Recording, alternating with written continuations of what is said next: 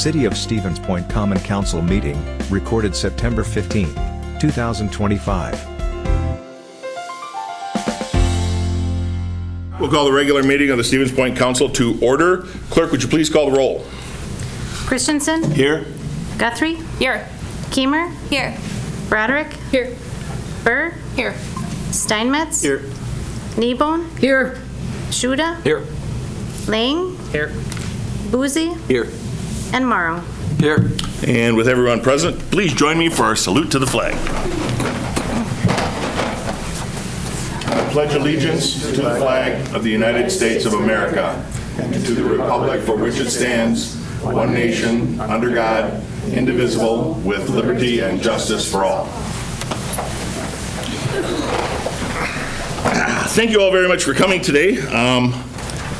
I chose my opening remarks to give the council and the citizens watching and listening an update on two very important issues regarding the city. The first one, it's out of order on the agenda, I guess.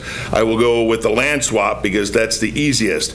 The land swap agreement that was outlines were approved by both the common council and the county board is moving ahead. Two points of interest, I suppose.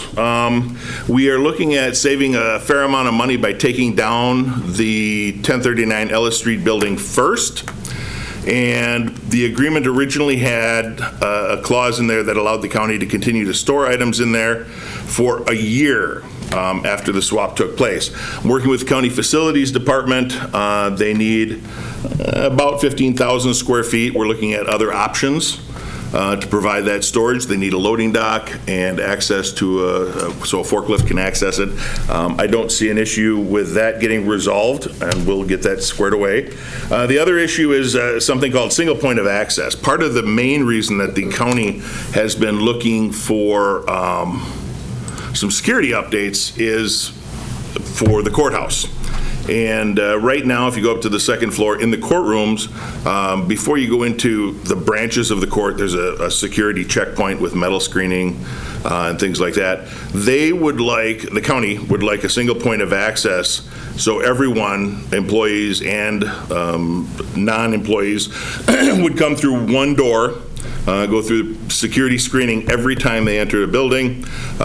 We had made some discussions on that and decided, come to an agreement that as of January 1st, 2027, the county would be able to go to a single point of access, which means all of the city employees, with very few exceptions, and all of the public would now have to go through the single point of access. The county's investing some significant dollars to upgrade security systems and the screening checkpoints, and it's really for the safety of everyone. So that is going to be added in. We got an email from County Executive Pavelski stating that, directing both our corporation counsel and the county city attorney to add that language into the agreement. So again, up until January of 1st, the access for employees will remain the same. Many of our employees come and go multiple times a day. We run inspections. We have our neighborhood improvement coordinator. We've got IT running out of there, an engineering department, so they come and go many times during the day. But since we are expected to be in our new facility around July of 2027, general thoughts are that for 6 months we will compromise and make that happen. Other than that, the final agreement, it's already been approved, so I believe that once that's done, the county executive or a representative from the county will sign it. We'll sign it, we'll go through the deed changes, and then move forward that way. Ray Reeser is here. I don't know if you have anything to add to that, but if you do, you got to come up to the lectern. Thank you, Mayor. I just want to say the county is pretty invested in this land swap. I think this is a great deal for the city and for the county. So we're really looking forward to moving ahead on this. I think we're extremely close on the details, so we'll let the lawyers finish up the last little bit here and we'll get it signed. Right. Thank you. Thank you. And for those who may not have been involved with this as much as members of the council or county board, I want to stress, too, that the county is committed to building a safe, secure, and a adequate courthouse for their needs. A brand-new courthouse is in the $100 million range. They can remodel the existing building for half that or less. But to do that, they need the city to give up our 27% ownership in that building. We have worked for the better part of a year now negotiating that deal. So the city will be building a new city hall. Council, as you know, approved choosing the new option, so we're moving ahead with that, for about $15 million. And the courthouse will be remodeled for somewhere in the $40 million range, saving the taxpayers of the city and the county tens of millions of dollars. So that is the update on the land swap. And then there was a request for an update on the status of the facilities request from our April 15th meeting. So I sent it out digitally because it's pretty extensive. And included in that were the minutes. I also have the video if anybody wants to watch that from that April 15th meeting. There was some potential confusion. Initially, they want the request that, from my recollection, was allowing the directors to put in their requests, what they need, what the conditions of their current buildings are, and that was sent out in May. It's a very tight spreadsheet. I sent it out digitally, and if anybody wants that copy digitally, they can get it, but you'll need your reading glasses, I think. That was included in your packet. I believe it's the last page of your packet. That was sent out. Each of the departments went through, talked about their space needs, what they're going to need in the future, and that was sent out in May. After that, there was some discussion most recently from a member of the public and council about something a little more extensive.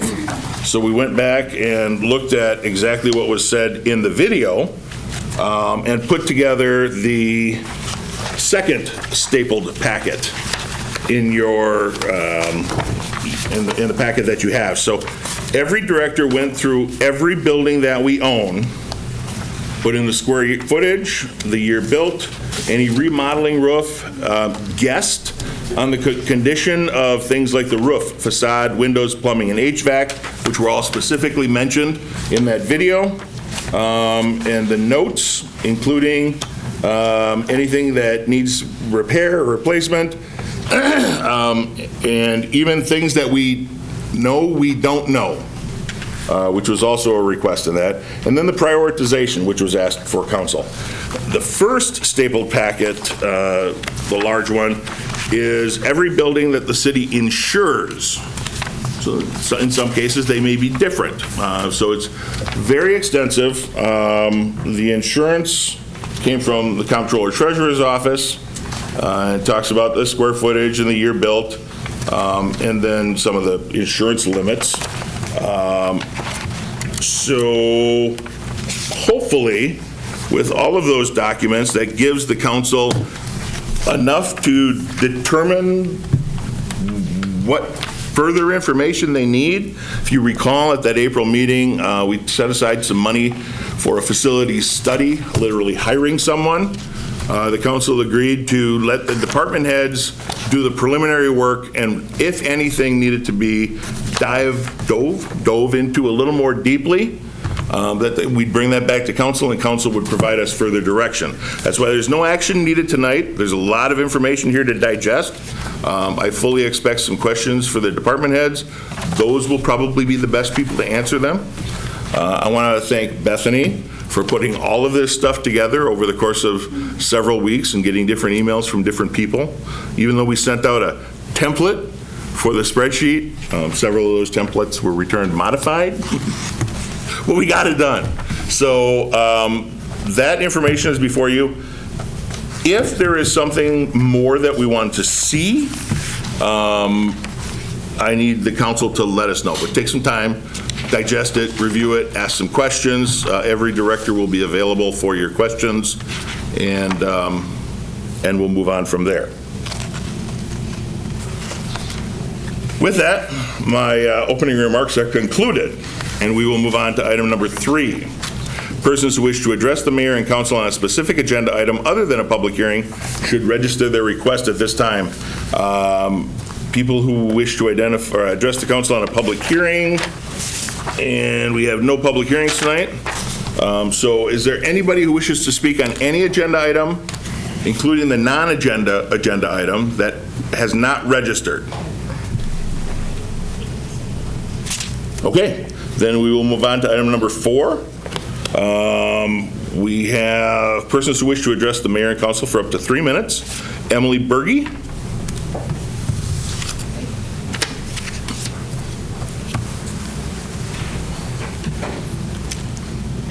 Hello, my name is Emily Berge. Thanks for your time tonight, everyone. I just wanted to come and introduce myself. I am running for Congress, actually, to represent Stevens Point and the other 700,000 people in the 3rd Congressional District. But it's a very large district, but it's great to come and meet people and doing, I think, really great work at the local level. I'm the city council president over in Eau Claire. We don't have a mayor in Eau Claire, so we don't have a Mike Wiesa, but but I run like a mayor. So I was elected in 2018, re-elected in 2021, and then I ran for city council president and elected at large by the voters of Eau Claire in 2023. So I'm the highest elected official in Eau Claire.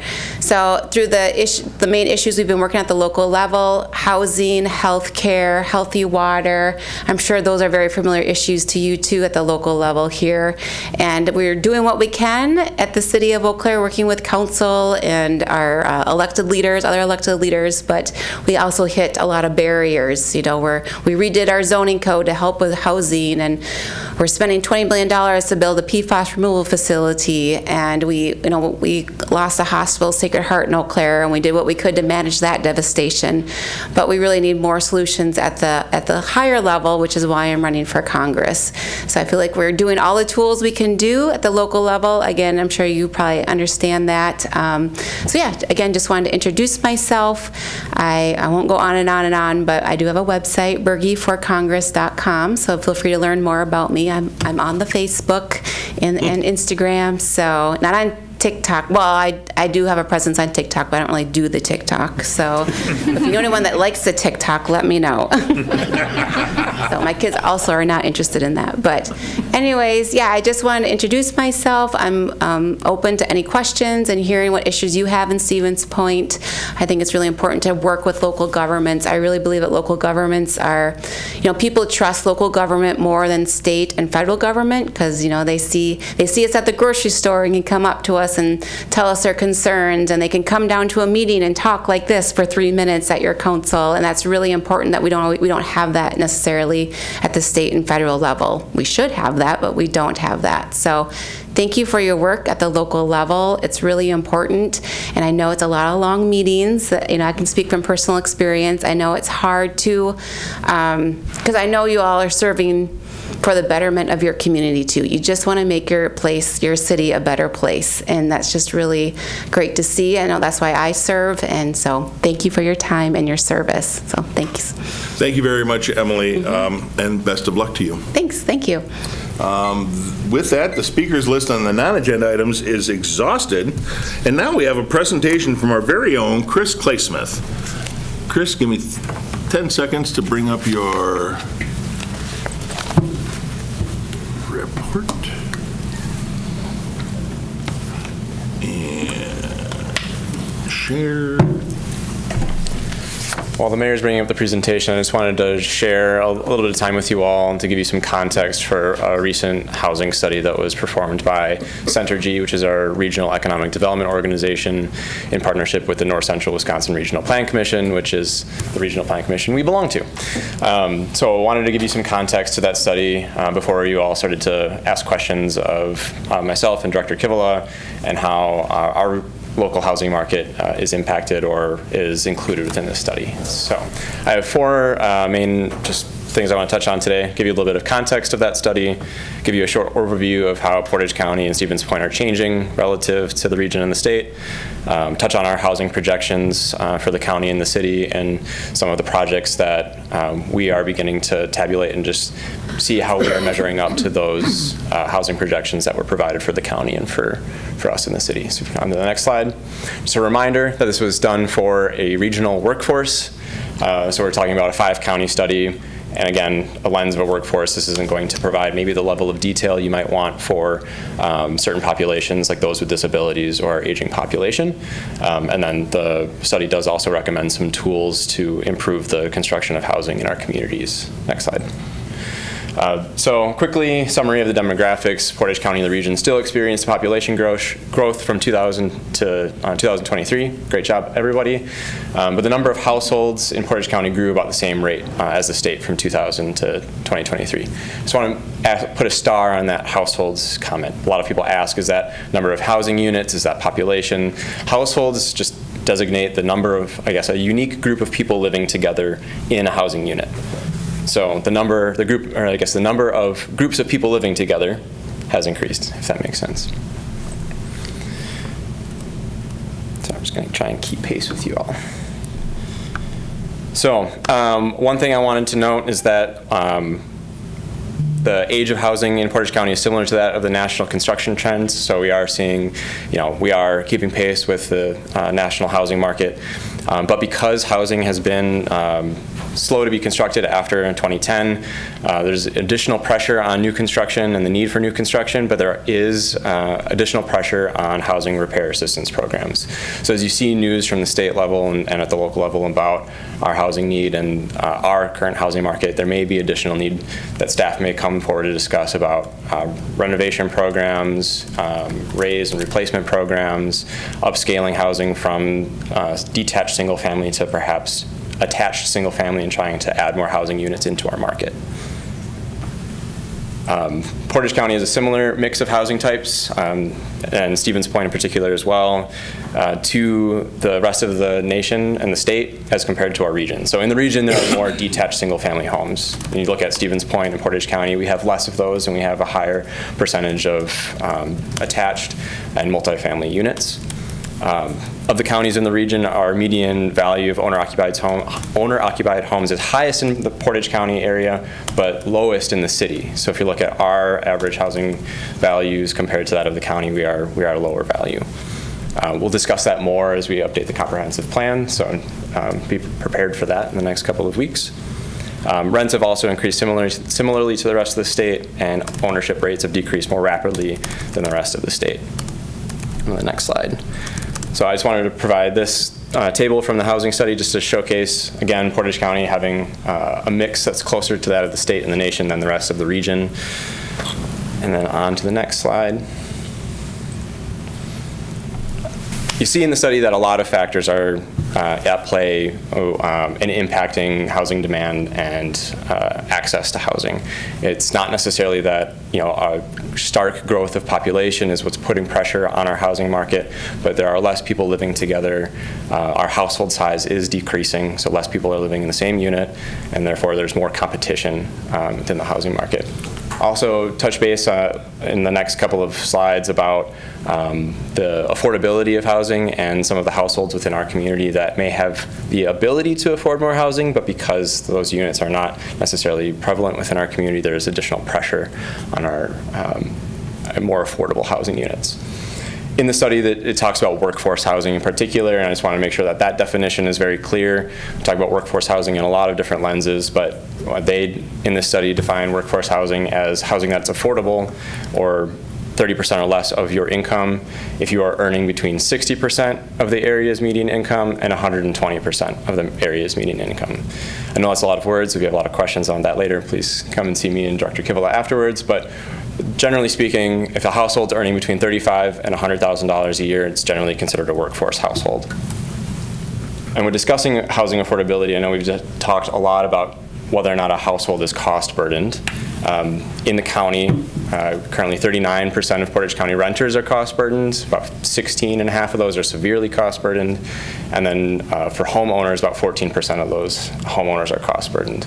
And that's the county level. In the city, it's a little bit higher than that. About 43% of those renters are cost burdened here in the city of Stevens Point, and just under 17% of those homeowners are cost burdened. Might seem, that's higher than the county level, but we've actually been decreasing at a pretty fair rate since 2010. So it's thumbs up for us on that end. On the next slide, please.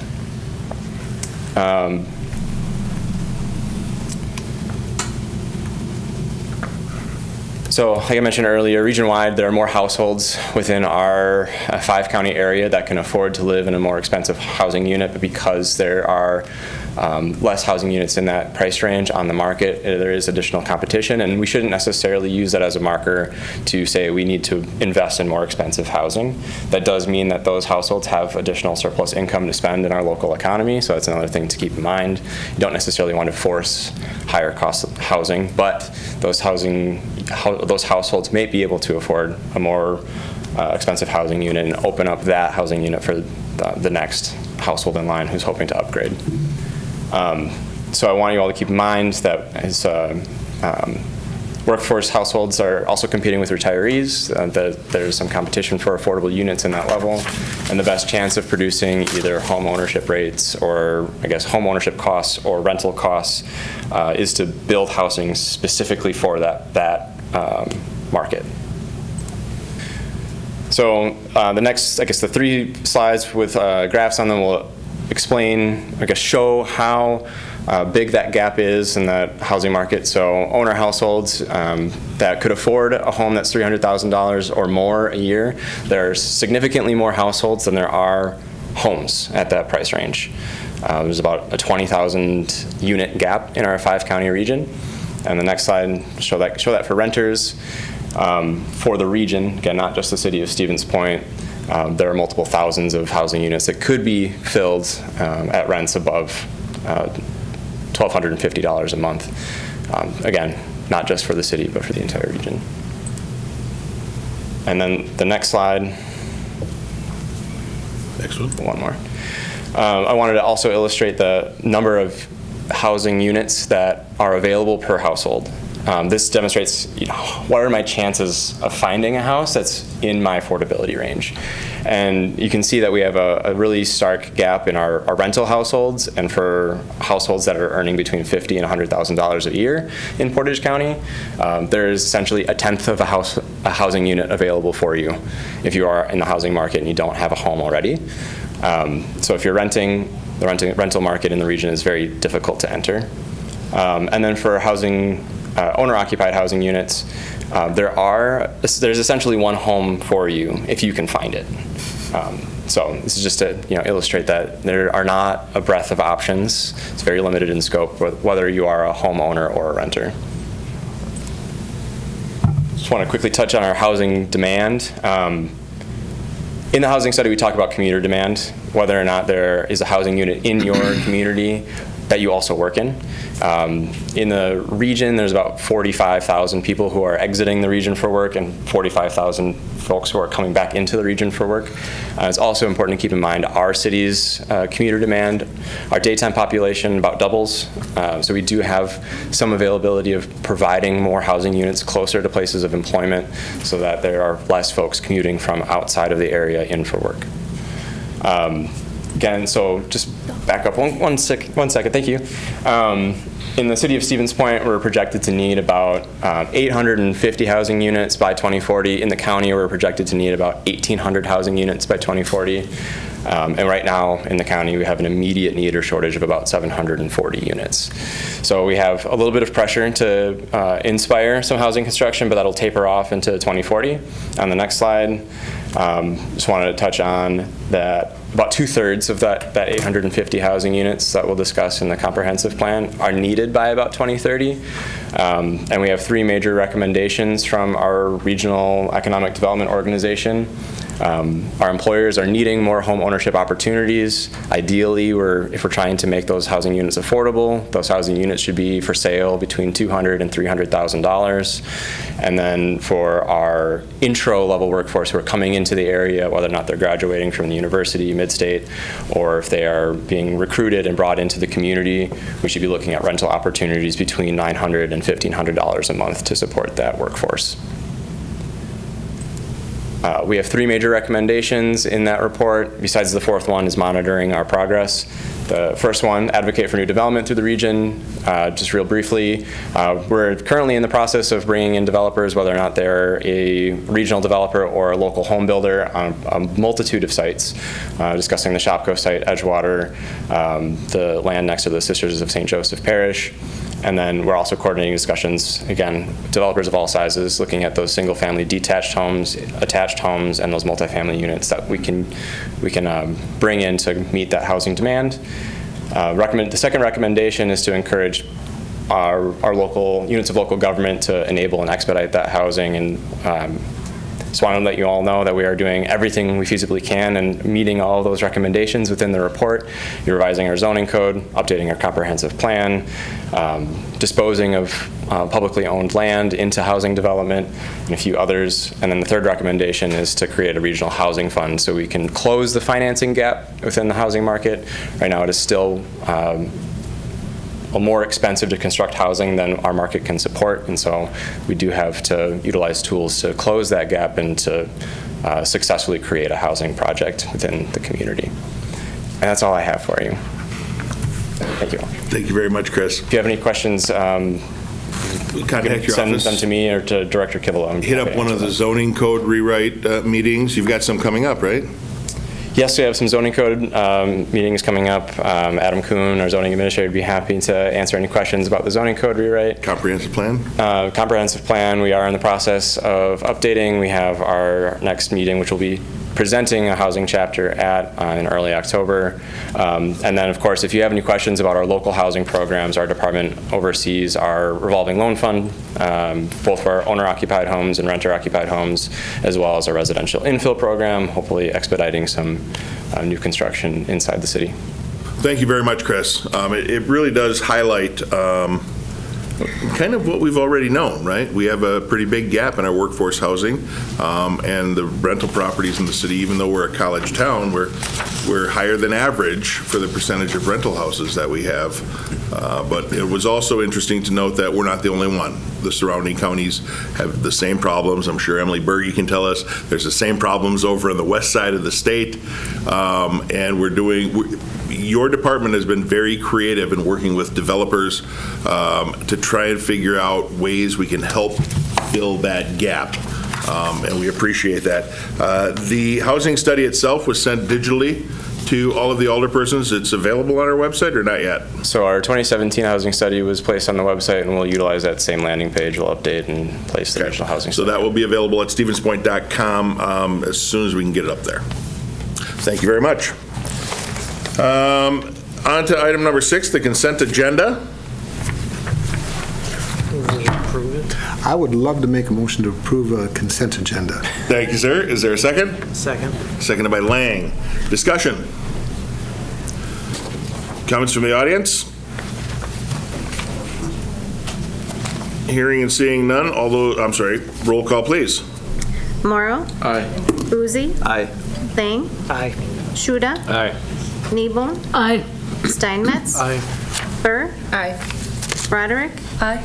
Keemer. Aye. Guthrie. Aye. And Christensen. Aye. And that is approved. Item number 7 is a presentation on our 2025 annual assessment report. We have both Steve Shepro and Maria Moore here to provide that. And of course, we have a PowerPoint, so let me share that. Boom. Boom. Maria, it's all yours. Thank you, Mayor. Can you hear me okay? I'm a little shorter than Chris. If you need to move that microphone down, I know the sign says don't They touch told it. me not to. Yeah, and John gets, because it really creates a loud noise on the recording. But if you need to do it, we can prepare everybody. I'm okay. All right, we're good. All right, good evening. Maria Moore with the Assessor's Office. I'm the Assistant Assessor. Our department comprises of me and our contracted assessor, Steve Shepro from Board Appraisal. So today we have a summary of the annual report for 2025. Okay, so generally, our purpose of the Assessor's Office, we're responsible for valuing all real property within the city of Stevens Point. That's mandated through state statutes. These values do form the foundation of the city's tax base, so meaning the accuracy and the diligence of our work has been very important and does directly impact the municipal finances. Just some methods that we employ in maintaining an accurate role. So our general day-to-day, we're reviewing, validating property sales, we're fielding permits, we're doing doing site visits, responding to taxpayer inquiries, of course, and processing any parcel changes, annexations, splits, any classification changes. If there's a zoning change, we do update that in our system, Market Drive, which then gets pushed out to assessordata.org, and it is what the resident sees on their end on the public side. We also hold, of course, open book and board of review for statutes, and we also finalize our reports for the Department of Revenue. Feel free to stop me at any time. So we have a brief overview of 2024 versus 2025./Before I explain this, the numbers are going to seem a little wonky because our assessment year for 2025 is from 1/1/2024 through the end of the year, starting as of what the property is as of 1/1/2025. So as we come into this year, our working year for 2025, this is the annual report for 2025, but we're talking about 2024. So same with this upcoming year, we are working in 2025, and those numbers will be solidified as of 1/1/2026, finalized halfway through the year, approximately in 2026. So it's super confusing, I know. So we do have not a lot of changes really from year to year. Residential, commercial is still positive, although not by much. The biggest change we saw was in agriculture, by still under 20% though, and undeveloped land. Not a lot of change overall. So tax incremental finance districts. Not my wheelhouse. If you want a heavy presentation, ask the Treasury, Comptroller Treasurer Corey. But on our end, TIDs are designated areas in the city that receive special tax-based incentives. They help spur city development. We see those tax dollars above the base value go back to the district, and of course each TID has a designated completion date. Overall, still positive. We did see 3 major changes in our TIDs. TID 7, which is the AIG Travel Guard, we did have a reduction in their value. This was during the open book process. We did specifically work with AIG themselves. We did an on-site walkthrough. There ultimately was a reduction in that, which is the major ballpark of that reduction.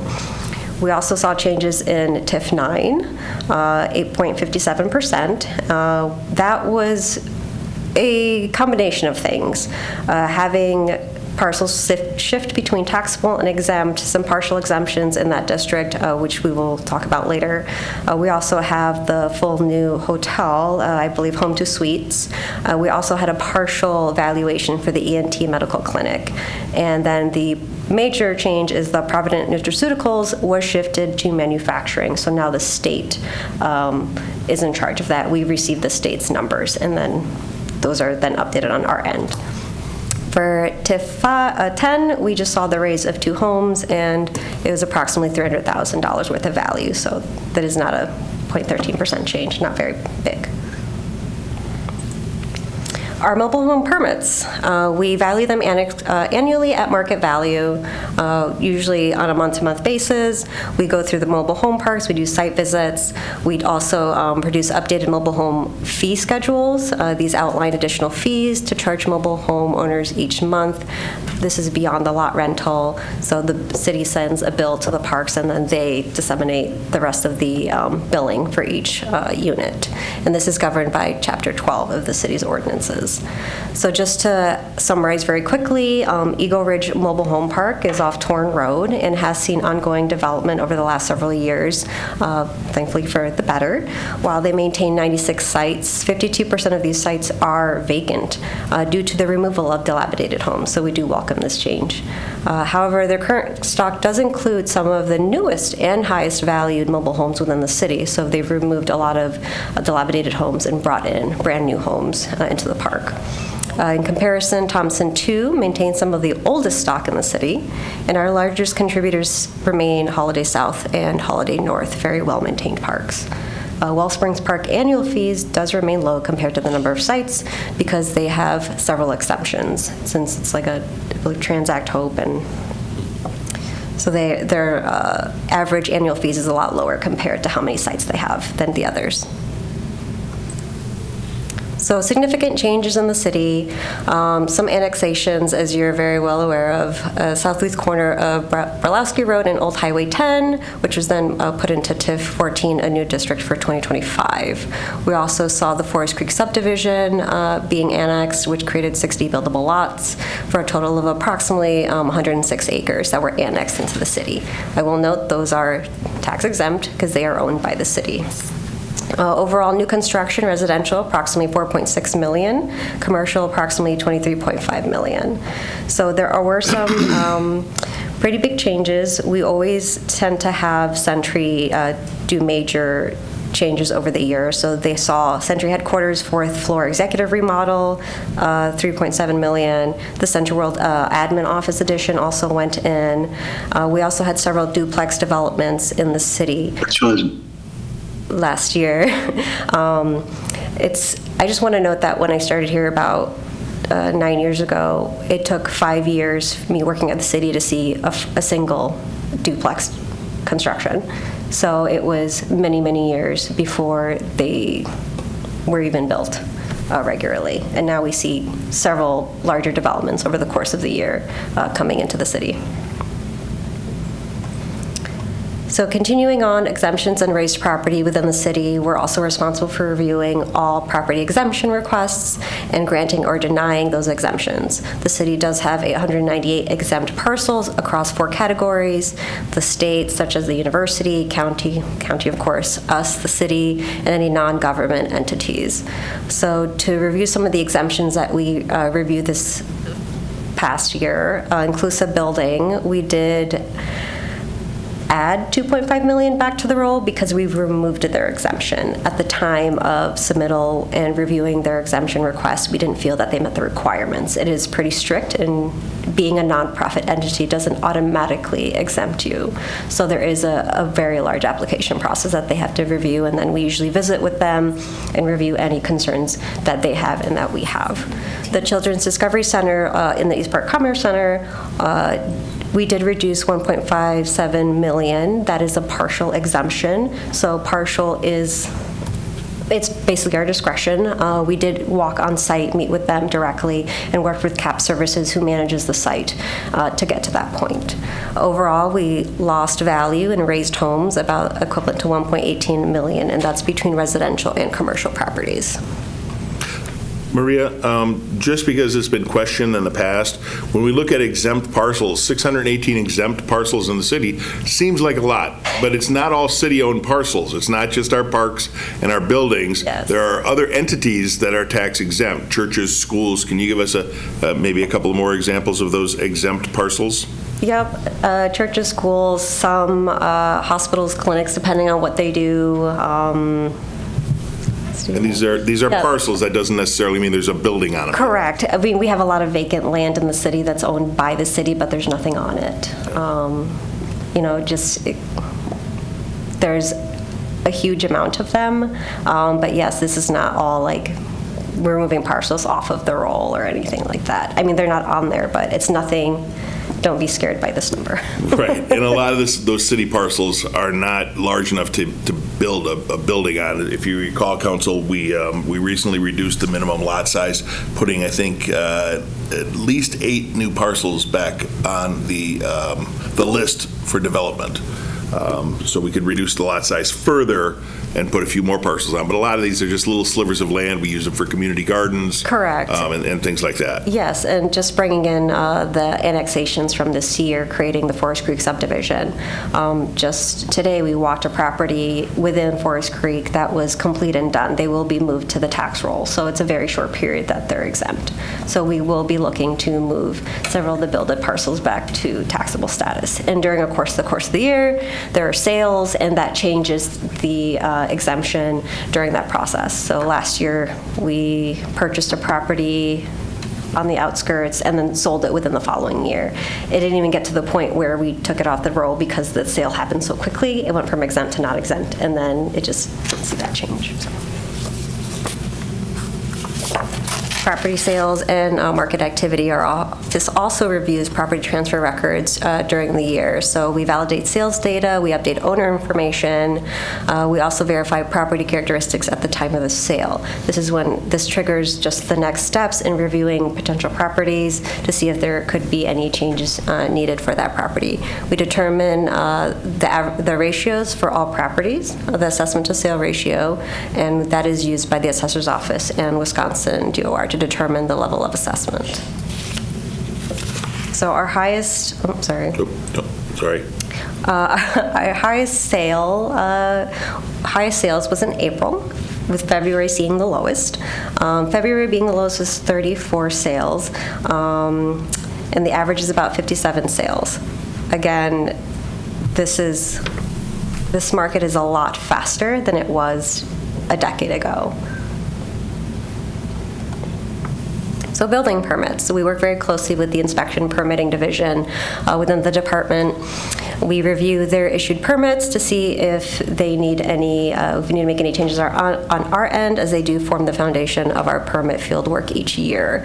These visits do allow us to verify the changes made to the property and assess if there has been any major impact that affects overall value. Owner-requested reviews. So throughout the year, we do encourage property owners to question or discuss their assessments with our office. To initiate a review, the person would typically contact us, preferably the property owner. They can reach us by mail, phone, email, pigeon, however they want to get to us.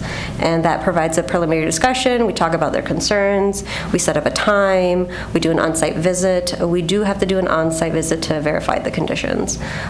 They can also access any of their current data on assessordata.org for free. After the site visit, we do go through an evaluation analysis. So after verifying the property characteristics on site, we go back to the office, sit down, and kind of go through the records, make any changes needed.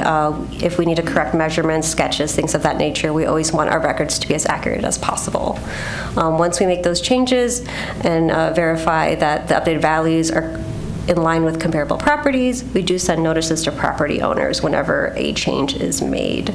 If a value of change is made, then the property owner receives the notice of changed assessment prior to the scheduled open book and board of review. So again, our assessment year is very weird compared to it's not a one-to-one. So usually these notices could go out in April, May, and then hopefully see the open book sometime in like June. We did have an early open book this past year in board of review, but that's all based off of statutory timelines. So we do have to adhere to the DOR schedule.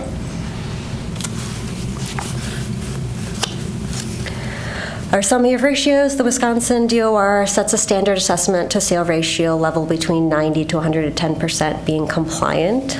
Based on the sale ratio study of all valid sales from 2024, the city's overall assessment to sale ratio was 86.96%. So again, we're talking about 1/1/2024 through 12/31/2024. The average ratio for residential properties was 87.42% based on 228 usable sales, and commercial was 85.85% based on 17 usable sales. And again, you might see, oh, well, that's under the 90 to 110%.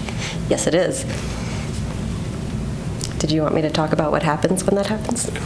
You can do that. So just to clarify, the assessment ratio is the amount that we value the property at as opposed to what the market rate would be, correct?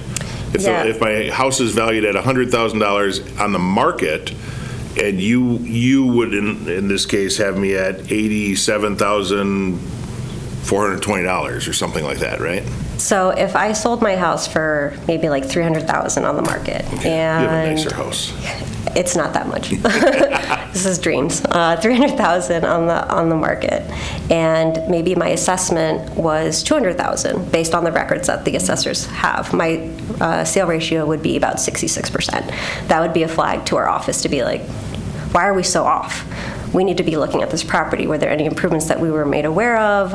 Was it motivated by how much the seller wanted the property? There's a lot of things that we need to rule out. So that's when we contact the property owner and verify those characteristics. Why is there an anomaly? Why are they not within that? And when it ratio? drops below the DOR standard, what happens? When we're below the DOR standard for, I believe, 5 consecutive years, it triggers a need to do a revaluation. And it's not a need, it's a, the It's a state requirement. requires us to do this. You will do a revaluation. So right now, we are okay. We were, again, we're looking at 86.96%. We were compliant the year prior, so this is our first year being out of compliance. Thank you. Reporting. So throughout the course of the year, we get a lot of reports. We issue several reports to the DOR just to make sure that we're on the up and up. We also summarize annual assessed values for taxation districts. And we submit those to the city clerk, the DOR, and that provides an overview of all real estate values within the district as of January 1st, remembering that timeline. And then we also, the statement of assessment, that's a summary of all the assessed values of each class. We have 8 total classes of real estate, and that includes parcel counts, acreage, land values, and any improvement values. This report in full is available in your packet, and that was at the end. It is very full of numbers. So continuing on with reporting, the Department of Revenue also provides reports to our office throughout the course of the year. Manufacturing rules, the state takes on any manufacturing properties. We receive their values and update our records. So the initial notification rule, it's just classifying what properties are manufacturing, and we make sure that we compare that list against our properties and make sure we're current and of who has jurisdiction over the property. Then we receive the full value roll, and that contains the full market value for all manufactured and classified real estate in the municipality, followed by equated rolls, which is then adjusted to the local level of assessment. Again, this is all from the state we are receiving this data. In additional reports, the equated statement of assessment and the summary of aggregate ratios. That provides the aggregate ratio for each municipality to be used for property tax bills. So while it's not all our fault, we are responsible for some. Additional reporting is we do a major class comparison. This report provides a measurement for the level of assessment and indicates whether the municipality is statutorily compliant, so what we were just discussing. The compliant ratio, again, is 90 to 110% in the same year, at least once within a 5-year period. And there cannot be more than a 10% difference between individual classes. So again, we're talking about the 8 classes that exist classification, so we can't have a 10% difference between those individual classes. Okay, let's see. Thank you. We do value transparency, accuracy, and responsiveness. Our goal has been and continues to be providing fair and equitable assessments for all property owners, and especially as we move forward into a new assessment year. And so we are an open book, and we welcome any questions about the work performed by our office. Feel free to email, ask me questions later, or however you like. Maria, because it's probably a little small to read on the screen and people on the radio can't see it at all, can you tell us how we could get in contact with the assessor's office if we believe or have questions or believe our property is assessed incorrectly? Sure. Assessors at stevenspoint.com, or you can give us a ring at 715-346-1558, or find us at City Hall. Thank you very much. Thank you. And we will move on now to item number 8, consideration of the Portage County Library lease. This comes to you after 9 months on very short notice. It was sent out earlier today, even though it's been worked on for the past 8 or 9 months. The actual current lease expired at the end of December 2024. And we've been working on and off to get a new iteration of the library lease with the county's corporation council and our very own city attorney. What we have tonight is that library lease that everybody's kind of in agreement on at the county administrative level and the city administrative level. We have Alex here from the library. Alex, do you have anything to add in regards to that, or are you just here as a resource? the resources just fine.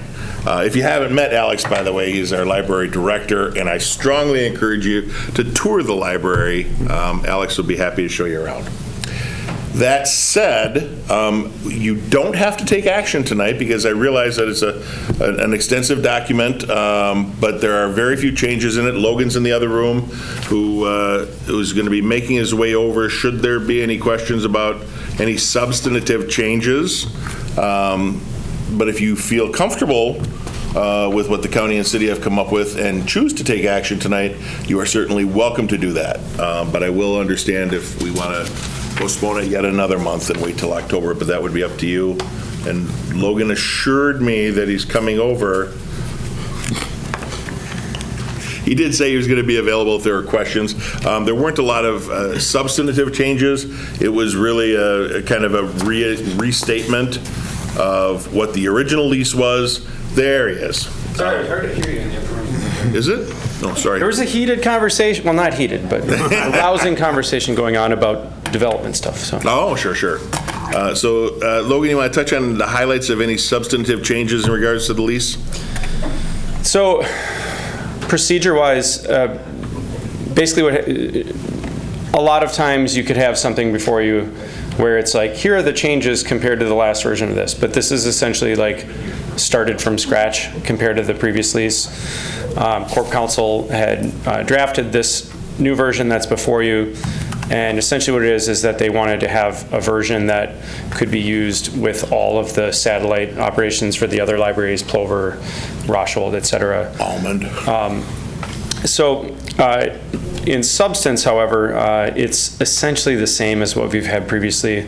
There had been some discussions back and forth about some insurance provisions, about some liability stuff. We got that to a point where essentially it's the same as what we have currently. I'm comfortable with all that language.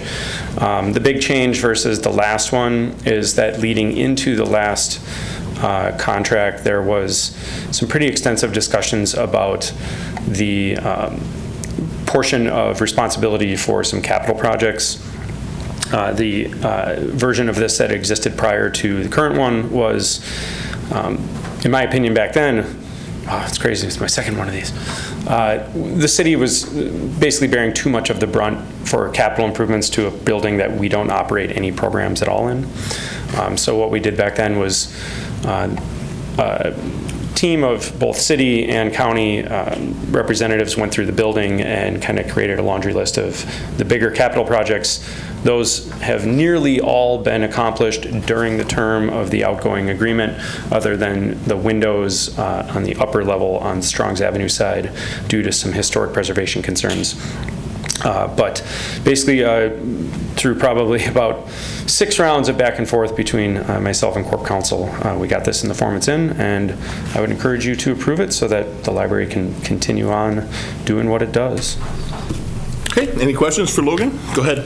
I would move approval of the Portage County Library lease. Thank you. Is there a second? Second. Seconded by Lang. Discussion? I have a quick question for Logan. Logan, are you comfortable procedurally with the short notice and our having received it 5 o'clock this afternoon? Do you find that problematic in any way? I mean, it's not my favorite way to do things, but I think delaying it for another month would probably not really be accomplishing a whole lot. I mean, certainly if there's any of the really finer points in there you guys would like to discuss, I'd be happy to. If this were something where we didn't have such a long course of dealing already established, I think that would be a bit more of a concerning situation, though. Go ahead. I wonder what material harm would come of taking this up a month from now, if any. Well, okay, I'm not going to pretend that there's some sort of, oh my gosh, this will happen, but I've had certainly a lot of times where the mayor has contacted me and said, where are you at on that thing? So I guess there'd be the risk to me personally that he continues to do that, but I can withstand that from him, I think, for another few weeks if need be. Yeah. Thank you. Mark, is something additional? Yeah, real quickly, I guess. And I've been a kind of a pain in the butt with poor Logan on this too. You've been fine. Oh, well, no, but I'm glad. I just wanted to say thank you. I'm glad you guys were able to work it out, and I think it's very understandable and written well. It's not any substantial changes besides dates. It's a different format, but it's as far as content, the vast majority is basically status quo. I am a little hesitant without having some, but I guess I'd be comfortable with going along with whatever the council as a whole feels. And I guess just to put it out there so everybody's kind of aware of this aspect of it, Mark and I had discussed last week is there anything in here that gives sort of guarantees that the library would continue to operate in that place going forward? And there's not. But there never has been anything in the previous leases that would somehow require the county to continue operating the library as it does in that place. That's always their option, which of course would be quite politically difficult to discontinue or make serious changes there. But this has been a partnership that's worked. Again, the major sources of conflict over the years have been just the major capital investments, but the last decade has seen a pretty good amount of investment on that end. So hopefully this upcoming decade will be pretty easy to handle. Okay, any other questions? Otherwise, we will call for a vote. If you're in favor of approving the library lease tonight, you will vote yes. If you are opposed, you will vote no, and the clerk will call the roll. Christensen? Aye. Guthrie? I'm taking pause because I imagine I would like to support it, but I haven't read it yet. And so for right now, I'm going to say no, more out of philosophy than not. And I hope that doesn't suggest lack of support. I just don't know what it says. Thank you. Keemer? Aye. Broderick? Aye. Burr? Aye. Steinmetz? Aye. Kneebone? Aye. Shuda? Aye. Lang? Aye. Guzzi? Aye. And Morrow. Aye. And that is approved. Item number 9 is a memorandum of understanding with Burlington Junction Railway. Logan, by the way, thank you very much for all your work on that. Thanks, Logan. Alex, thank you for coming. Jared, I'm sorry, Director Kivela. Don't want to get too... Jared's fine. Okay. I respond to both.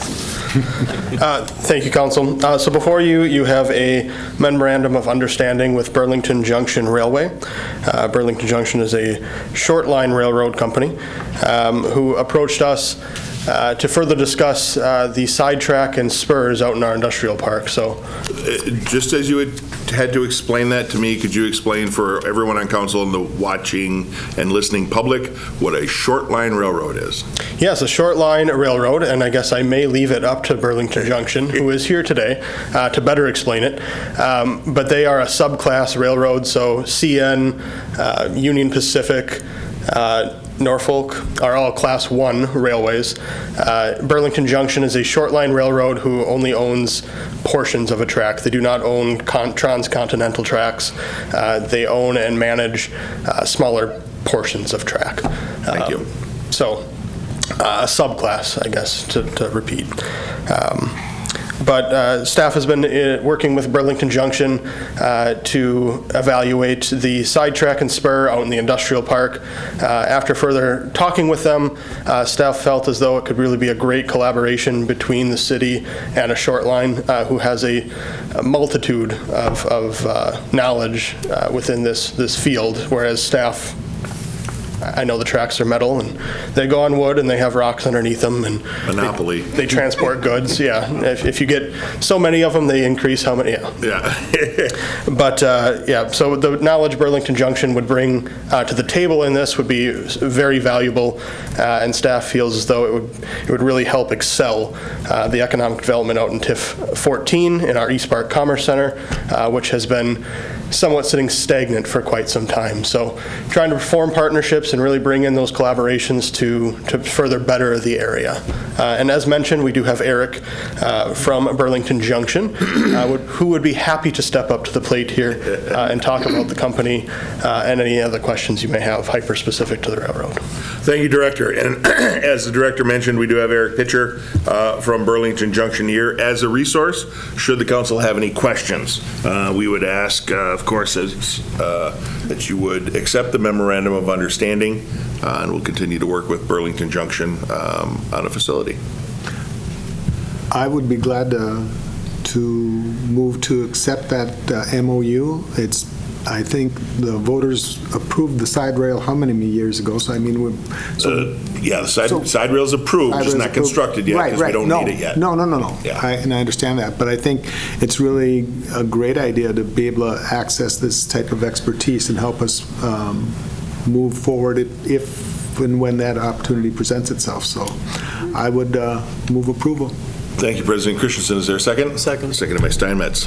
1.2 that I expect this partnership with Burlington Junction will both really be marketing some clients in that East Park Commerce Center now. So it strengthens our ability to negotiate as well by having a service like Burlington Junction provides. So I think it's a good thing for the community. Any other comments or questions? I have a comment. I know that since I've been on council about 10 years, we have also talked about the rails, about the rail spur and different options and how many almost plans that we've had for different businesses to come and so on. And I hope this would help facilitate that because we have the plans are there. It's already been approved. Yeah, and we Director Kivela, myself, and a few others had a meeting with WEDC earlier today, as a matter of fact, talking about how we can better be positioned when it comes to site selection and things like that. Having that side track approved is a big piece of that. We won't construct it until we have a need for it. But honestly, some site selectors want us to have those facilities installed already before they're willing to consider us. It ranks higher. Excuse me. Ranks higher with those site selectors for these various companies if things are already there. I have a real hard time putting something in until we need it. But we'll get there. This is a piece of that. If you are in favor of the MOU, you will vote yes. If you are opposed, vote no, and the clerk will call that roll. Morrow. Aye. Boozy. Aye. Lang. Aye. Shuda. Aye. Lebon. Aye. Steinmetz. Aye. Burr. Aye. Broderick. Aye. Keemer. Aye. Guthrie. Aye. And Christensen. Aye. And that is approved. Item number 10 is a resolution for a conditional use permit to construct an accessory dwelling unit on a property located at 301 Georgia Street North with the parcel identified in your packet, consistent with Chapter 23.01 Sub 15 Sub B. You heard about this at the Plan Commission. Does anybody have any questions or a motion? I would move approval of the conditional use permit. Thank you. I'll second. Seconded by Keemer. Discussion? Hearing and seeing none. Clerk, please call the roll. Christensen. Aye. Guthrie. Aye. Keemer. Aye. Broderick. Aye. Burr. Aye. Steinmetz. Aye. Nebon. Aye. Shuda. Aye. Lang. Aye. Boozy. Aye. And Morrow. And that's approved. Item number 11 is an ordinance amendment, a request from the City of Stevens Point to amend Chapter 20 of the Subdivision Ordinance of the Revised Municipal Code. Said request amends Section 20.06 Sub 2 pertaining to the diameter of cul-de-sacs. What's the English word for cul-de-sac? I'm kidding. Yeah. Thoughts, comments, or a motion? I'll move approval. I'm sorry, who, Keemer? Yeah. Seconded by Kneebone. Sure. Discussion? That's a good one, though. I like dead end. Okay, if you're in favor, vote yes. Opposed, no, and the clerk will call that roll. Morrow. Aye. Boozy. Aye. Lang. Aye. Shuda. Aye. Nebon. Aye. Steinmetz. Aye. Burr. Aye.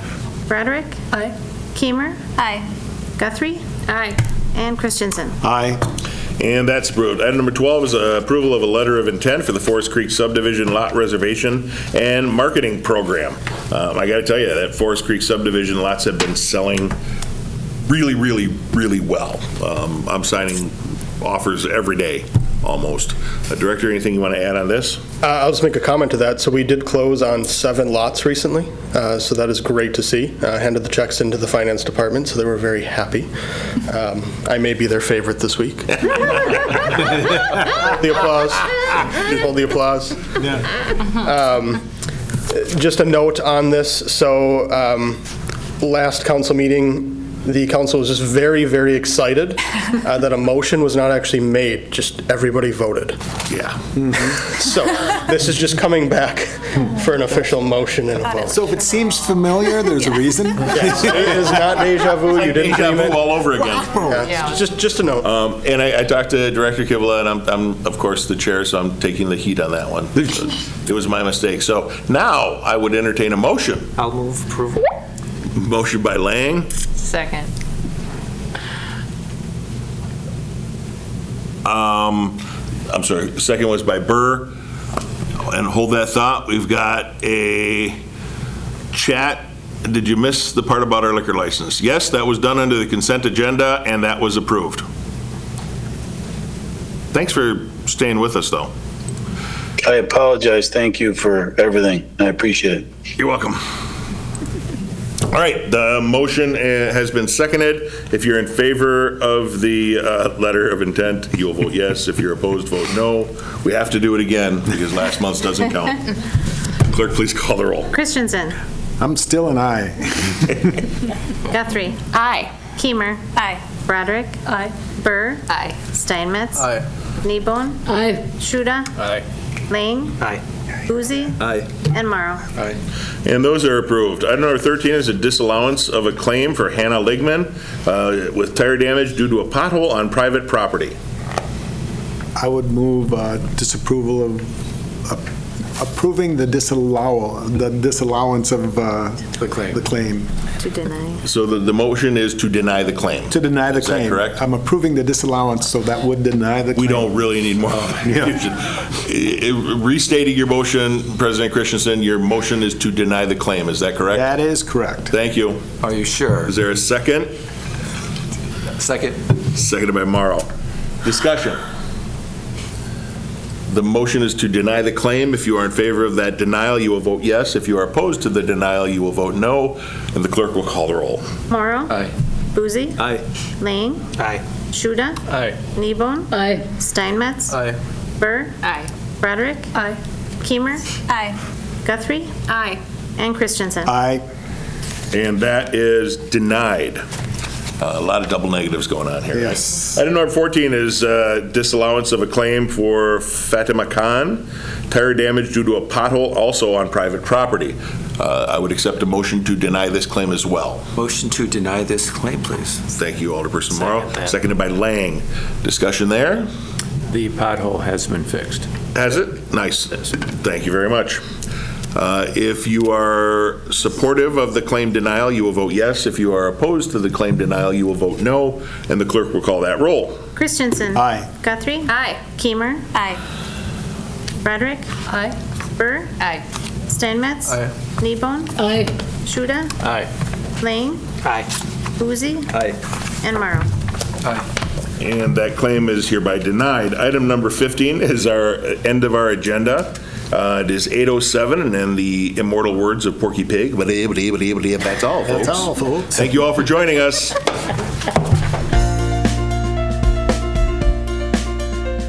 A video of this meeting is available for viewing on the city's website, stevenspoint.com/videos.